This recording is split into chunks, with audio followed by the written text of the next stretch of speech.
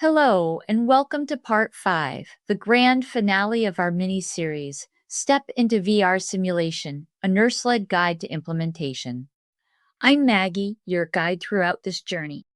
Today, we'll put all the pieces together so you can launch your VR simulation program, evaluate its impact, and keep it growing stronger over time. If you haven't already done so, download the workbook. It's packed with practical tools for each step of this program.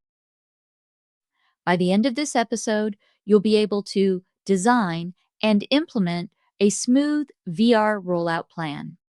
Prepare learners for success with thoughtful onboarding. Track and evaluate VR's impact on learning and your program goals, and develop a growth strategy for continuous improvement. Launching your VR program can feel unsettling, but a clear plan makes all the difference. Where should you begin your launch? Start by performing final hardware and software checks. Make sure everything is working correctly. Next, schedule pilot sessions for both staff and learners. Start with 1 or 2 groups and expand as confidence grows. Third, communicate the plan and expectations to all stakeholders. This ensures everyone is aligned, informed, and invested in the rollout, reducing confusion and fostering support for a smooth and successful implementation. In most successful VR simulation programs, the staff piloted their top couple of scenarios, gathered learner feedback, and used a staggered rollout, starting in one course and expanding as confidence grew. Successful onboarding ensures learners know what's expected, how to use the technology, and what they'll gain from VR. Key steps for onboarding your learners include communicating the learning objectives, orienting them to the equipment and navigation, and creating a psychologically safe environment for risk-taking and mistakes.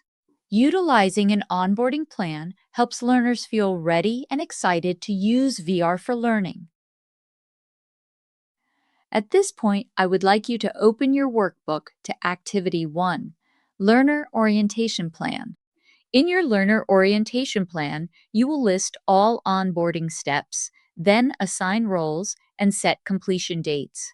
Use the Notes column to add tips and reminders. Pause the video if you need to.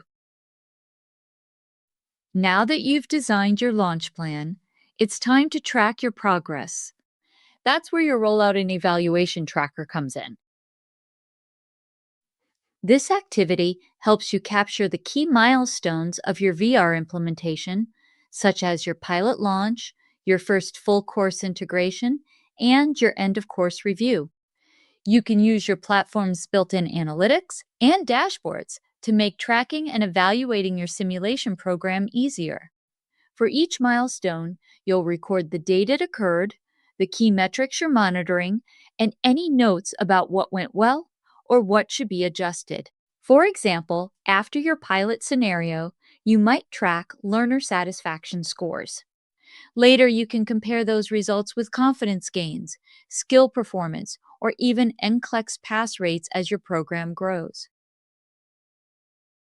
The goal of a tracker is simple. It makes your outcomes visible and actionable.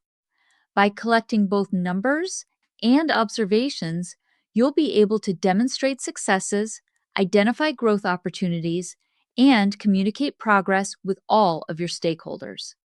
So, open your workbook to the Rollout and Evaluation Tracker and start filling in your first milestone.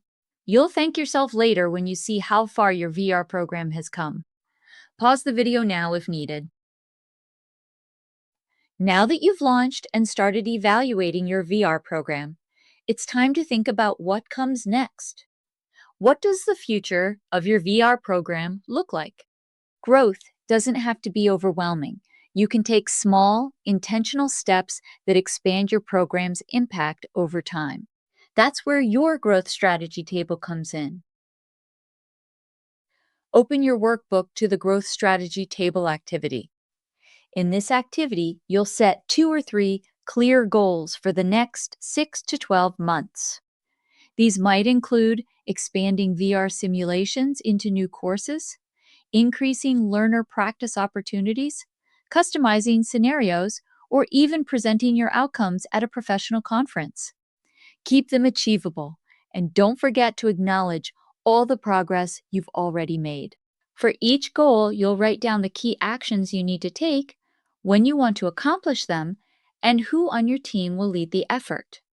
And here's something just as important: celebrate wins along the way.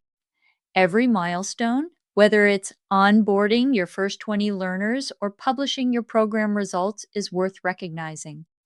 Celebrating keeps your team motivated and builds momentum for continued success.